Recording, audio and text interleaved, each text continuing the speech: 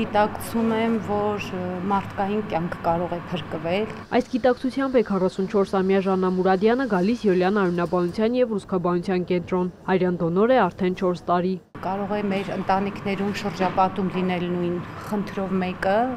ու մենք այդ ժամանակ հասկանում ենք ինչքան է պետք նման օգնությունը։ Վատսական երրորդա քիչ տեսակներից է այն արյունը։ Ասել են, որ եղել է դեպքեր, որ կյանք է փրկվել։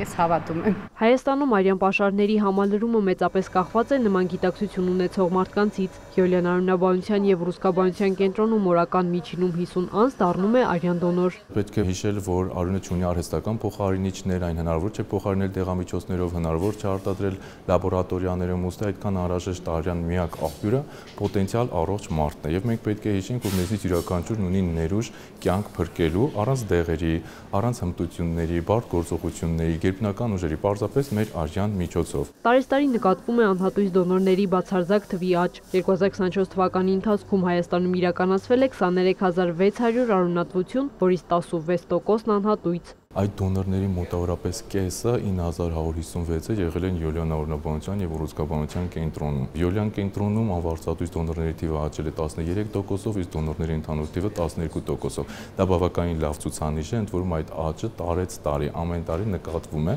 վերջին իհարկե տարում ամենամեծ աճն է։ Գրիգորյանի խոսքով թվի ավելացմանը նպաստել է նաեւ պայմանների բարելավումը։ Յոլիան արյունաբանության եւ ռուսկաբանության կենտրոնի արյան բանկը վերակառուցվել է, համալրվել գերժամանակակից բժշկական սարքավորումներով։ 2025 թվականի հունվարին շահագործման հանձնվեցին Յոլիան արյունաբանության եւ ռուսկաբանության կենտրոնի արյան ծառայության 2 նոր մասնաշենքեր Երևանում եւ Գորիսում։ Այս պայմանների բարելավումը հնարավորություն ստեղծեց ավելացնել դոնորների ընդունելությունը, հայաստավորել ավելի մեծ քանակությամբ արյան բաղադրամասեր, բարելավվեցին դոնորների ընդունման եւ բուժանձնակազմի աշխատանքային գործունեության իրականացման պայմանները։ Իսկ ովքեր կարող են դառնալ արյան դոնոր, բժիշկ թերապևտ Նարե Սերյանյանը հիմնական ցուցումներն է նշում։ 18 տարին լրացած լինեն, քաշը կանանց համար թույլատրելին 52 կիլոգրամ եւ ավելն է, տղամարդկանց համար 62 կիլոգրամ եւ ավելն է։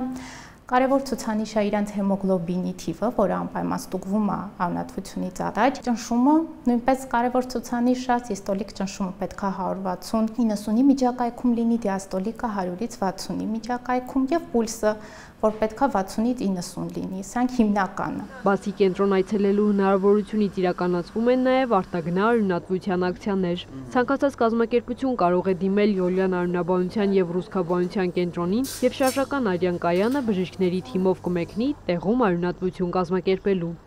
Քրիստինե Թորոսյան, Արամ Հարությունյան, լուրեր։